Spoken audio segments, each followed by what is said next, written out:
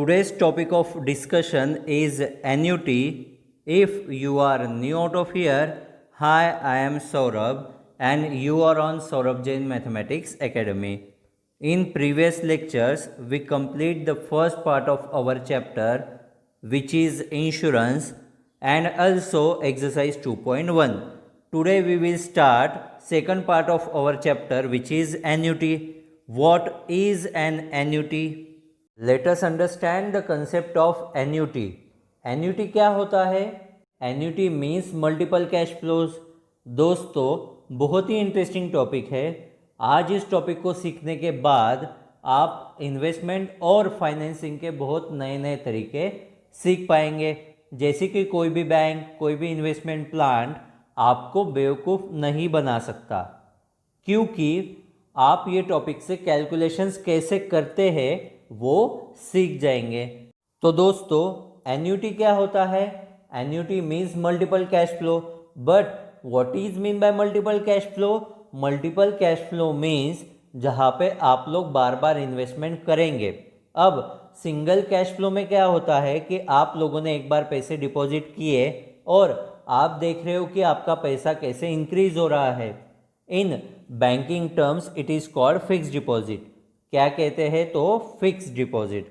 Annuity का basic meaning क्या होता है दोस्तों? तो बार बार इन्वेस्टमेंट करना. बेसिकली एन्युटी का मतलब क्या होता है? जब हम कोई equal amount of payment continuously किसी को कर रहे हैं तो उसे क्या कहते हैं? Annuity. An annuity is a sequence of equal payments at regular interval of time with compound interest on the payment. मतलब जब भी हम पेमेंट करेंगे वो कंपाउंड इंटरेस्ट ऐड करके करेंगे. और कब करेंगे? एक तो ईयरली कर सकते हैं, हाफ ईयरली कर सकते हैं, क्वार्टरली कर सकते हैं या मंथली भी कर सकते हैं. बट कैसे भी करेंगे, बट जो पेमेंट होगा वो कैसे होगा? तो इक्वल होगा. ठीक है. Annuity is a financial product sold by life insurance companies to help you generate a fix regular income for rest of your life.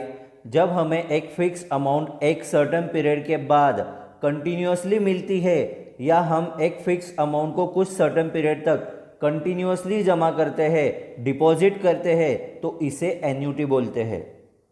Annuity की और एक डेफिनेशन है. क्या है वो देखते हैं. Annuity is a contract between you and insurance company to cover specific goals such as principal protection, life time income etcetera. आप एन्युटी को इन्वेस्टमेंट भी बोल सकते हैं, बट इन एक्चुअली एक कॉन्ट्रैक्ट होता है जो आपके और इंश्योरेंस कंपनी के बीच में होता है. Friends, annuity mostly life insurance और पेंशन का भुगतान होता है. एक एन्युटी आपके सारे रिस्क को इंश्योरेंस कंपनी को ट्रांसफ़र कर देती है, और जैसे कि बाकी इंश्योरेंस प्रोडक्ट के लिए आप प्रीमियम पे करते हो, वैसे ही एन्युटी के लिए आप प्रीमियम सिंगल लमसम अमाउंट के रूप में पे कर सकते हैं, या फिर एक सीरीज ऑफ पेमेंट मीन्स किश्तों में भी आप भुगतान कर सकते हैं. आगे क्या बोला है दोस्तों वो देखते हैं. Annuity make payments to the individual on a future date और सीरीज ऑफ डेट्स. मतलब जो हम पेमेंट करेंगे वो टाइम इंटरवल कैसे रहेगा? द टाइम इंटरवल में be a year, a quarter, half year और अ मंथ. यहाँ पर ईयर डबल हो गया है दोस्तों, उसे हम मंथ में कन्वर्ट कर देते हैं. आप ये करेक्शन कर लेना. ठीक है. बेसिकली एन्युटी का मतलब क्या होता है? जब हम कोई equal amount of payment continuously किसी को कर रहे हैं तो उसे क्या कहते हैं? एन्युटी. बेसिकली इंस्टॉलमेंट्स, जैसे कि हम मोबाइल फ़ोन्स लेते हैं इंस्टॉलमेंट में, घर लेते हैं, इलेक्ट्रॉनिक के गैजेट्स लेते हैं like AC, TV, computer, laptop, और इसका ईएमआई पे करते हैं. तो ये जो हम पेमेंट कर रहे हैं तो ये हमें रेगुलर बेसिस पर पेमेंट करना है. राइट. फॉर एग्जाम्पल, हमने घर के लिए एक टीवी परचेस किया. टीवी की कॉस्ट पड़ी मुझे 60,000 रुपीज़, बट मेरे पास ओनली 20,000 रुपीज़ थे. व्हाट वी हैव डन, हमने 20,000 रुपीज़ डाउन पेमेंट कर दी. Remaining 40,000 rupees, now we want to pay that 40,000 in equal instalments. हर महीने हम 5-5 हज़ार, 6-6 हज़ार विथ इंटरेस्ट पे करना चाहते हैं. ठीक है. तो हर महीने 5-5 हज़ार, 6-6 हज़ार जितना भी हम पे करना चाहते हैं, that is again annuity. Annuity means you have multiple cash flows with an equal payment with an equal interval. मतलब मैं अगर 6,000 रुपये पे करना चाहता हूँ, इंस्टॉलमेंट्स पे करना चाहता हूँ, तो सारे इंस्टॉलमेंट्स का अमाउंट एक जैसा होगा, सारी 6,000 की होगी, उनके बीच में जो टाइमिंग गैप होगा वो एक जैसा होगा। ऐसा नहीं कि आज फर्स्ट इंस्टॉलमेंट दे दी और दूसरी इंस्टॉलमेंट में 4 महीने बाद दे रहा हूँ, थर्ड इंस्टॉलमेंट में 5 महीने बाद दे रहा हूँ। इसे एन्युटी नहीं कहेंगे। हर महीने आपको 6,000 रुपये पे करने होंगे। फर्स्ट मंथ 6,000 रुपये, सेकंड मंथ 6,000 रुपये, थर्ड मंथ 6,000 रुपये, फोर्थ मंथ 6,000 रुपये। ऐसे आपको इंस्टॉलमेंट्स कंटिन्यूसली पे करनी पड़ेगी in an regular interval of time. एक तो वो इंटरवल मंथली हो सकता है, ईयरली हो सकता है, क्वार्टरली हो सकता है या हाफ ईयरली भी हो सकता है। आई होप आप सबको समझ में आ रहा हो। यहाँ पे एक कैश फ्लो की बात नहीं हो रही है। अगर बार बार आप लोग पेमेंट करते हैं, इक्वल पेमेंट करते हैं विथ एन इक्वल इंटरवल्स, मतलब टाइमिंग गैप सब में सेम होना चाहिए, that is called annuity. Next है terminology of annuity, 4 parties to an annuity. First है एन्यूटेंट। एन्यूटेंट मतलब कौन होता है? जो पर्सन एन्युटी रिसीव कर रहा है वो पर्सन एन्यूटेंट होता है। Annuitant, a person who receives an annuity is called annuitant. Next है इश्यूअर। तो इश्यूअर कौन होता है? जो इशू कर रहा है। अगर हमने इंश्योरेंस पॉलिसी निकाली है और हमें एन्युटी पे कर रहे हैं, सो जो कंपनी रहेगी वो इश्यूअर रहेगी। A company, usually an insurance company that issues an annuity. Next है ओनर।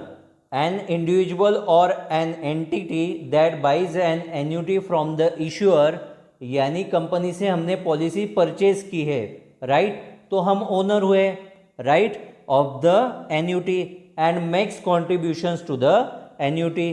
नंबर 4 और लास्ट है बेनिफिशरी। तो बेनिफिशरी कौन है? यहाँ पे कई केसेस में क्या होता है, प्रीमियम हम पे कर रहे हैं लेकिन उसका जो बेनिफिट है, फ्यूचर बेनिफिट, वो किसी और को मिलने वाला है, जैसे कि जनरली लाइफ इंश्योरेंस के केस में होता है, राइट? मान लीजिए मैंने लाइफ इंश्योरेंस निकाला है मेरे लाइफ के ऊपर, सो मैं रेगुलर बेसिस पर उसके प्रीमियम पे कर रहा हूँ, लेकिन मेरी डेथ हो जाने के बाद वो जो पैसे हैं वो मेरे फैमिली को मिलेंगे। मेरे फैमिली में मेरे पापा को देंगे या मम्मी को देंगे। उस केस में क्या होगा, वो जो पैसा जिसको दिया जा रहा है वो पर्सन क्या माना जाएगा? बेनिफिशियरी माना जाएगा। So a person who receives a death benefit from an annuity at the death of the annuitant, जो एन्यूटेंट जिसने पॉलिसी निकाली है, अगर उसकी डेथ हो जाती है, उस केस में वो पैसा जिसको मिलता है वो क्या माना जाएगा? बेनिफिशियरी माना जाएगा। अब हम स्टार्ट करते हैं टाइप्स ऑफ एन्युटीज। फर्स्ट है एन्युटी ड्यू। तो एन्युटी ड्यू क्या है? मैं यहाँ पर एक टाइम इंटरवल बनाता हूँ, 0, 1, 2, 3, 4। तो एन्युटी ड्यू क्या है?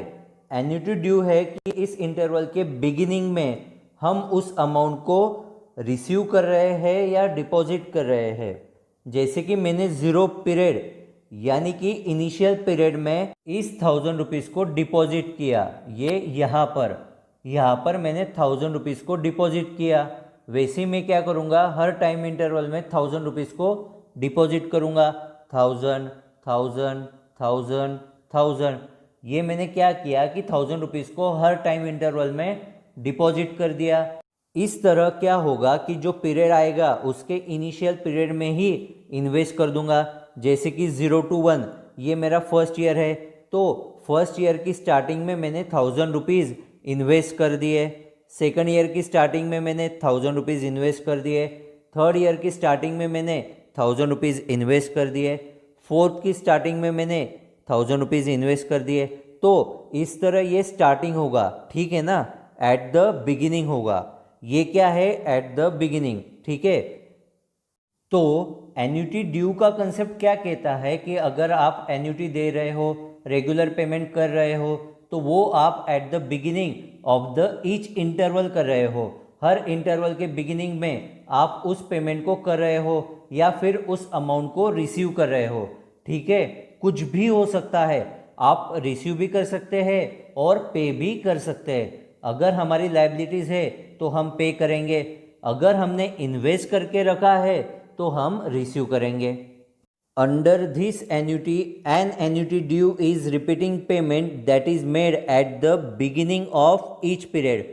हर पीरियड के बिगिनिंग में हमें वो पेमेंट करना पड़ता है। The payment of installments start from the time of contract. मतलब जब हमारा कॉन्ट्रैक्ट फाइनलाइज होता है तभी हमें क्या करना पड़ता है, तो पेमेंट करना पड़ता है। The first payment is made as soon as the contract is finalise.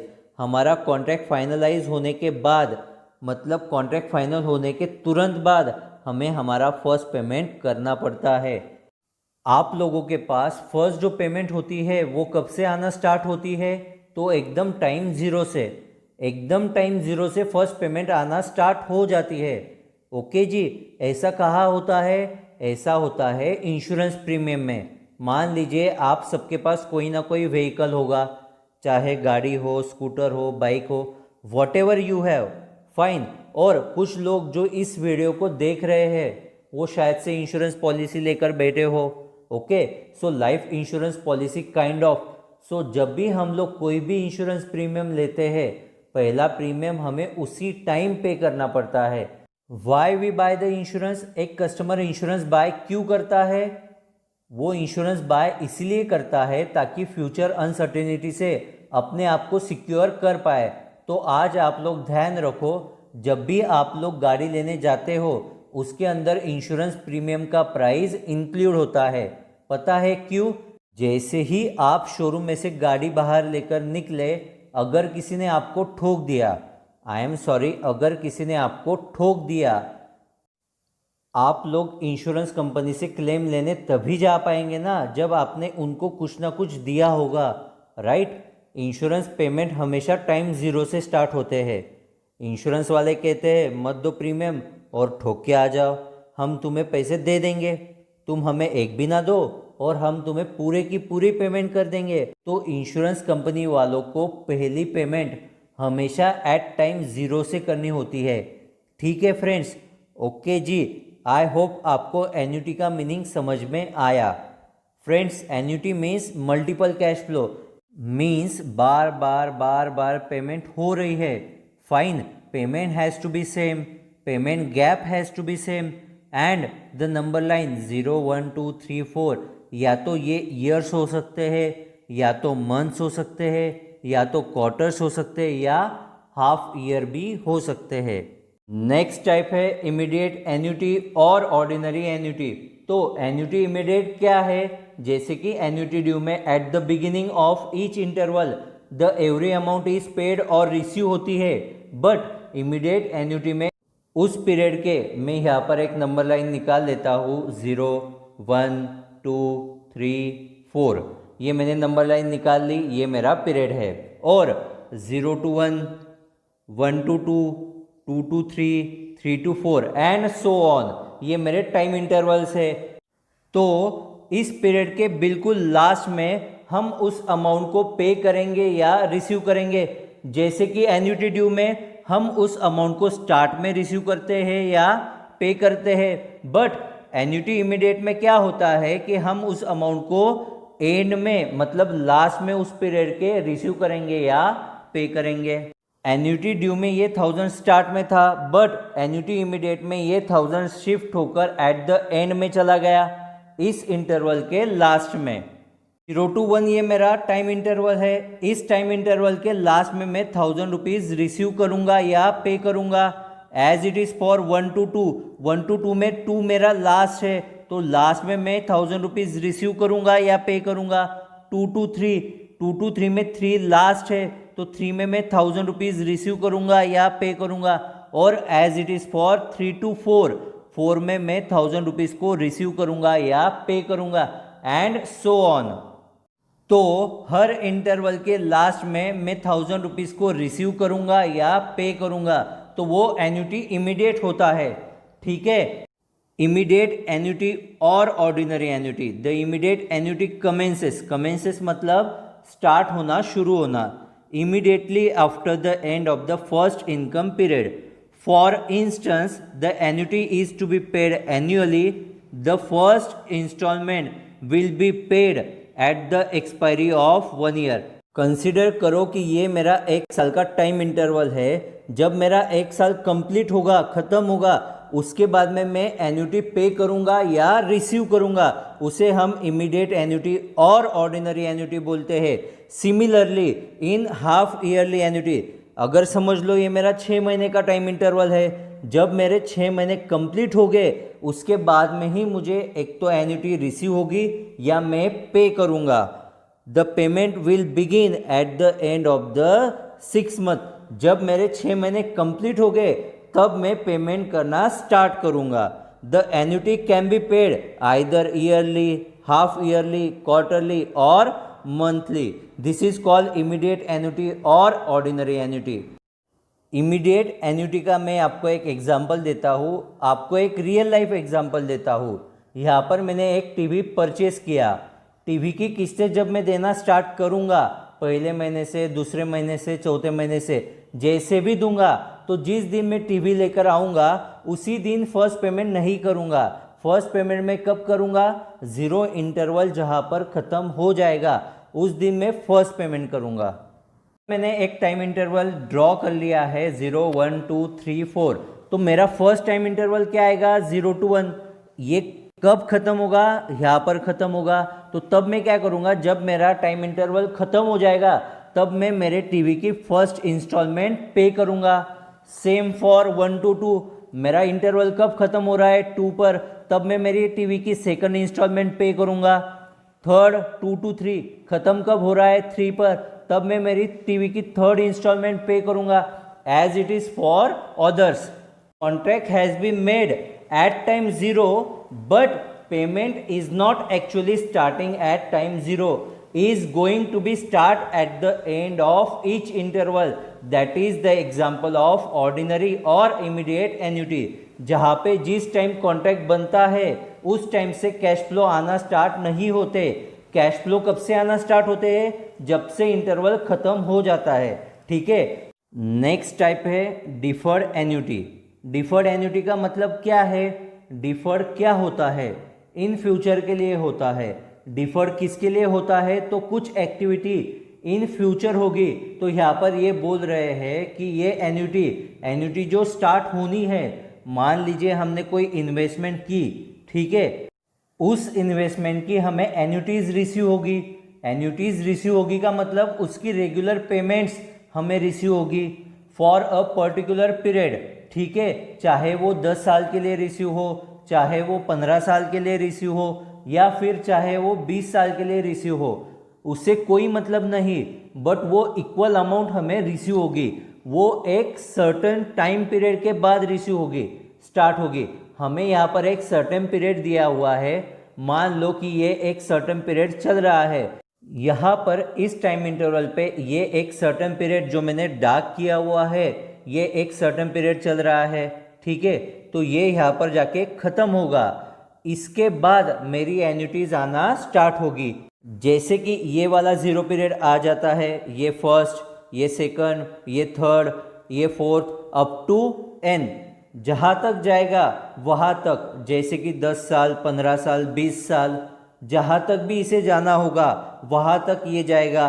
But ये सर्टेन पीरियड ख़त्म होने के बाद ही ये एन्युटीज स्टार्ट होगी. ये सर्टेन पीरियड एक्चुअल में है क्या? ये हो सकता है बैंक की कोई कंडीशन हो, या फिर हमने बैंक में 5 साल की एफडी करवाई हो, उसके बाद ही हमें एन्युटीज रिसीव हो रही है. हमने एन्युटी के लिए बोला तो वो एन्युटीज पे कर रहे हैं. हमें एन्युटीज पे कर रहे हैं मतलब रेगुलर पेमेंट्स दे रहे हैं उस n नंबर ऑफ टाइम्स के लिए. फॉर एग्जांपल हमने एक लाइफ इंश्योरेंस की पॉलिसी ली है 1 करोड़ की, और हमारा 20 ईयर्स का कॉन्ट्रैक्ट है, और हमारा 20 ईयर्स का कॉन्ट्रैक्ट कंप्लीट हो गया. तो इंश्योरेंस कंपनी क्या करेगी? हमें कॉन्ट्रैक्ट ख़त्म होने के बाद पे करेगी. तो वो जो पेमेंट है सिंगल प्रीमियम में देगी और इन इंस्टॉलमेंट्स में पे करेगी रेगुलर टाइम पीरियड में. बट कब? तो वो कॉन्ट्रैक्ट ख़त्म होने के बाद. n नंबर ऑफ टाइम्स तक, देन वो टाइम पीरियड इंस्टॉलमेंट के ऊपर होगा कि कितने टाइम तक वो आपको पे करेगी। तो वो उसके लिए एन्युटीज पे कर रहे हैं, मतलब पेमेंट्स दे रहे हैं रेगुलर इंस्टॉलमेंट्स में, तो वो हो गया डिफर्ड एन्युटी। एक सर्टेन पीरियड खत्म होने के बाद उस एन्युटी का स्टार्ट होगा, तो वो हमें रेगुलर पेमेंट्स रिसीव होगी। यहाँ पर मैंने एक कंपनी का एग्जाम्पल लिया है, इंश्योरेंस कंपनी का। हम कुछ सर्टेन पीरियड तक कंपनी को एन्युटीज पे कर रहे हैं, प्रीमियम पे कर रहे हैं, बट हमारा कॉन्ट्रैक्ट खत्म होने के बाद कंपनी हमें n नंबर ऑफ टाइम्स तक वो जो है वो पे करेगी। ये हुआ deferred annuity. Deferred annuity, in this annuity contract the payment of annuity starts after a deferment period. Deferment period मतलब जितनी मोहलत दी थी वो खत्म होने के बाद एन्युटीज आना स्टार्ट हो जाएगा, और at the attainment by the annuitant of a specific age. कुछ स्पेसिफिक एज तक हमें एन्युटीज आना स्टार्ट हो जाएगी, n नंबर ऑफ पीरियड्स तक। The premium may be paid as single premium और इन इंस्टॉलमेंट्स। जो प्रीमियम हमें मिलेगा वो कैसे मिलेगा, एक तो सिंगल प्रीमियम में मिलेगा या इंस्टॉलमेंट्स में मिलेगा। The premium is paid until the date of commencement of the installments. मतलब हमें प्रीमियम जो है वो पे करना पड़ेगा, कब तक, जब तक हमारे इंस्टॉलमेंट्स का स्टार्ट नहीं हो जाता है तब तक। मीन्स जब तक हमारे एन्युटीज आना स्टार्ट नहीं हो जाता है तब तक हम इंश्योरेंस कंपनी को प्रीमियम पे करते जाएंगे कंटिन्यूअसली। ये होता है डिफर्ड एन्युटी। नेक्स्ट है कॉन्टिंजेंट एन्युटी। तो एन्युटी कॉन्टिंजेंट का मतलब क्या है? कॉन्टिंजेंट का मतलब हमारे पास कोई चीज़ अचानक ही रुक जाए या कुछ भी हो जाए, चाहे चल पड़े चाहे रुक जाए, अचानक कि वो अचानक हुआ, तो वो हो गया एन्युटी कॉन्टिंजेंट। एन्युटी का मतलब कि वो रेगुलर पेमेंट्स कर रहा है, तो एन्युटी कॉन्टिंजेंट का मतलब क्या होगा कि जो वो रेगुलर पेमेंट कर रहा है वो अचानक से रुक गया। If the regular payments made to some person are stopped, कि जो पेमेंट्स हो रही थी रेगुलर वो रुक गई। क्यों रुक गई? Due to some event happen, कुछ ऐसा हुआ कि वो रुक गई, कि वो जो रेगुलर पेमेंट्स आ रही थी वो रुक गई। क्यों रुक गई? क्योंकि कुछ हो गया, क्योंकि कोई इवेंट हो गई, कोई कॉन्टिंजेंट इवेंट। कॉन्टिंजेंट इवेंट में हमारे पास, जैसे कि एक एग्जाम्पल लेते हैं, सबसे इम्पोर्टेंट एग्जाम्पल डेथ। डेथ हो गई, उसकी डेथ हो गई तो उसके पास जो पेमेंट्स आ रही थी वो अब उसे रिसीव नहीं होगी। फॉर एग्जाम्पल पेंशन, एक गवर्नमेंट वर्कर है, उसे रिटायरमेंट के बाद रेगुलर पेंशन मिल रही थी, बट सडनली उसकी डेथ के बाद वो जो उसके पास पेमेंट आ रही थी अब वो उसे रिसीव नहीं होगी। ओके, एक कंसेप्ट है, डेथ में हमारे पास अगर एक सीनियर पर्सन है, वो अपना जो हाउस है किसी भी बैंक के पास गिरवी रखवा देता है और उसके बदले उसे एन्युटीज रिसीव होती है। कब तक एन्युटी रिसीव होगी? जब तक उसकी डेथ नहीं हो जाएगी। ठीक है, annuity received up to the period and stopped after it if some event has been happen. अगर कुछ होता है तो रुक जाएगी, वरना तब तक चलती रहेगी। ठीक है, एन्युटी तब तक चलती रहेगी। तो ये हो गया annuity contingent. Contingent annuity. Contingent annuity is a form of annuity contract that provides payments at the time when the named contingency occurs.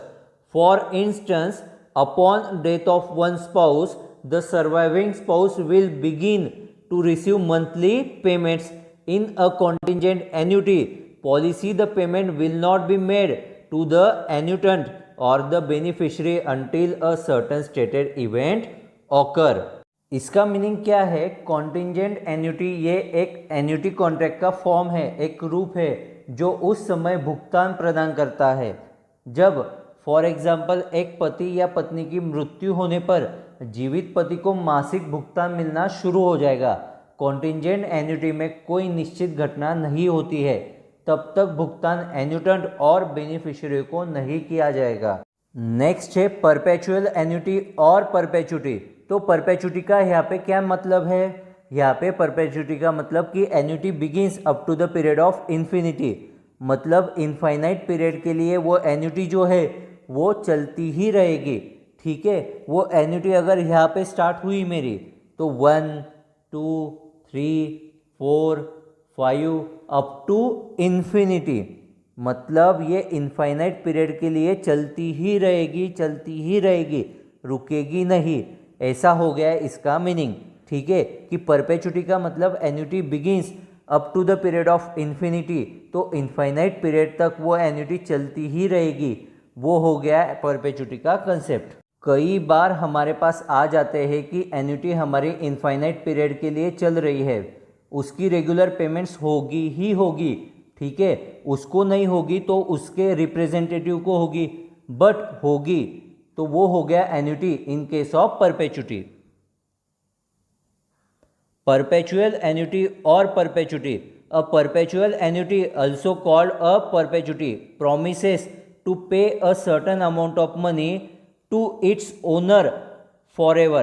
Perpetuity में हम एक सर्टन अमाउंट अपने ओनर को फॉरएवर पे करते हैं।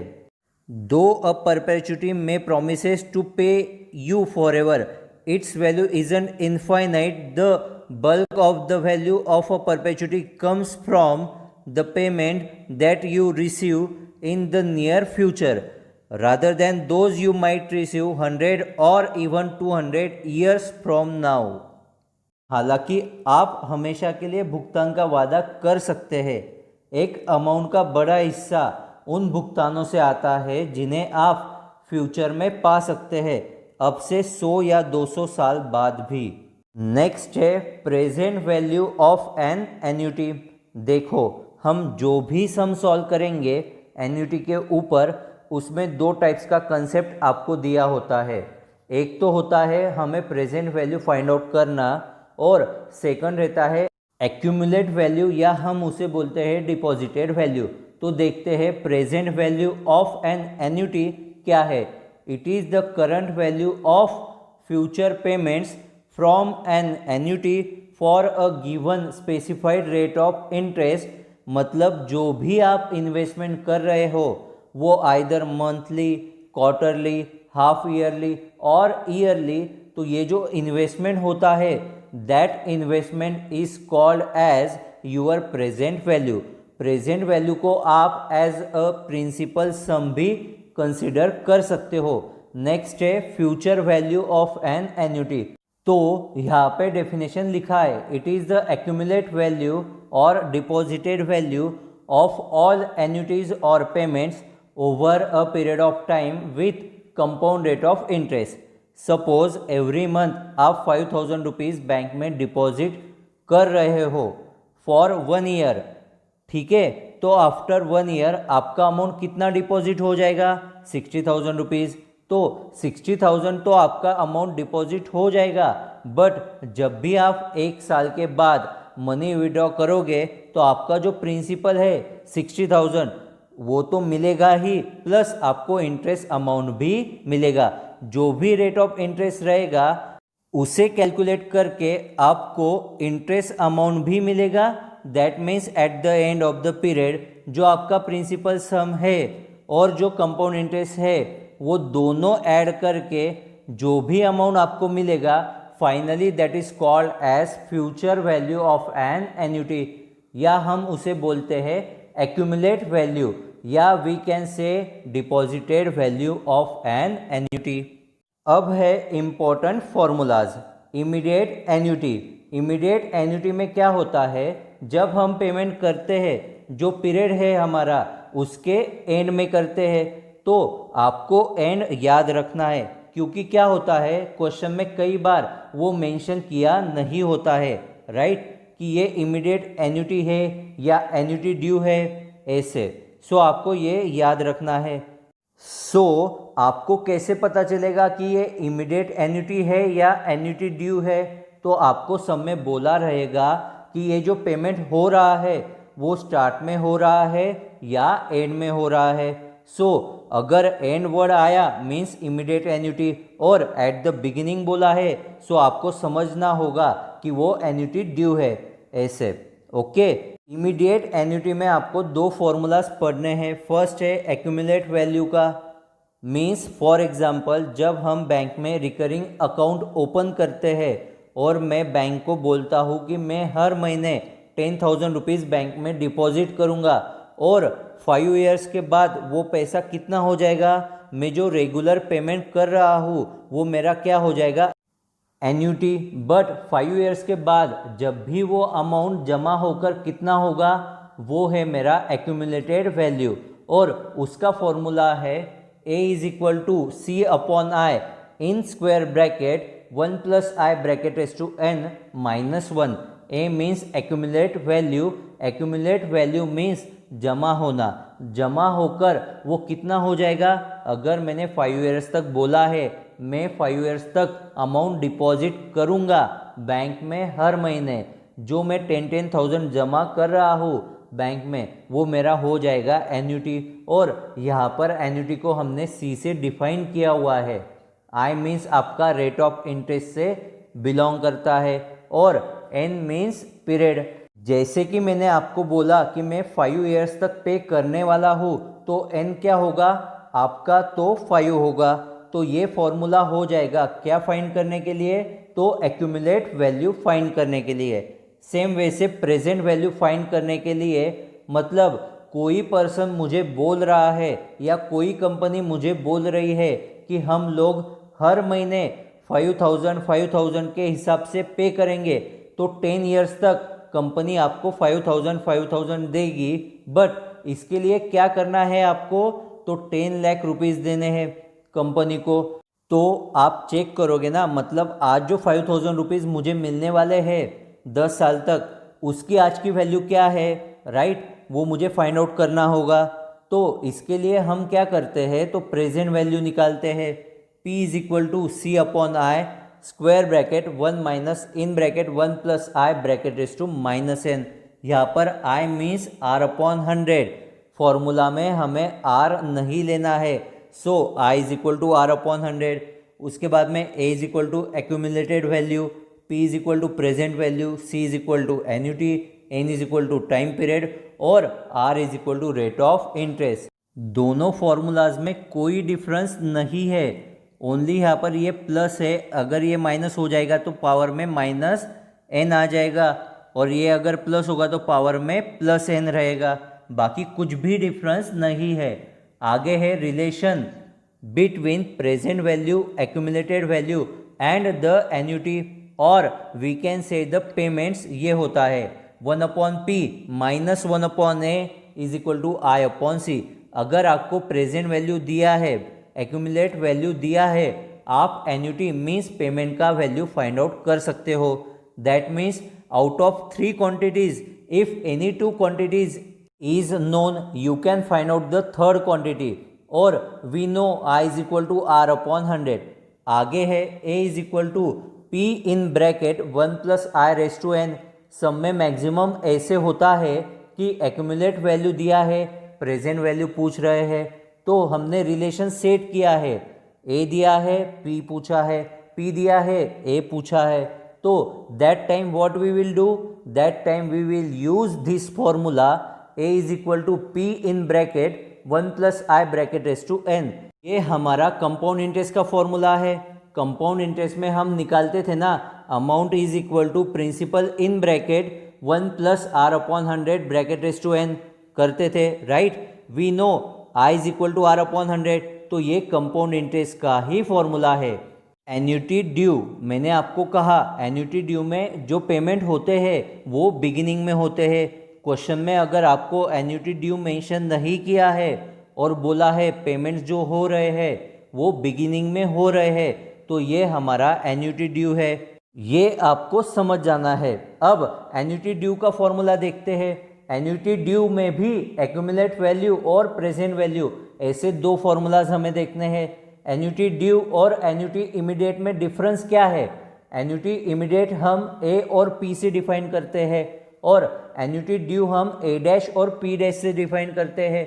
तो एन्युटी ड्यू के लिए एक्यूमुलेट वैल्यू का फॉर्मूला क्या आएगा, A dash is equal to C in bracket 1 plus I upon I in square bracket 1 plus I bracket raise to N minus 1। Formula same है, ओनली हमने 1 प्लस आई को multiply कर दिया है सी को। सेम फॉर प्रेजेंट वैल्यू, तो क्या आएगा, P dash is equal to C in bracket 1 plus I upon I in square bracket 1 minus in bracket 1 plus I bracket raise to minus N.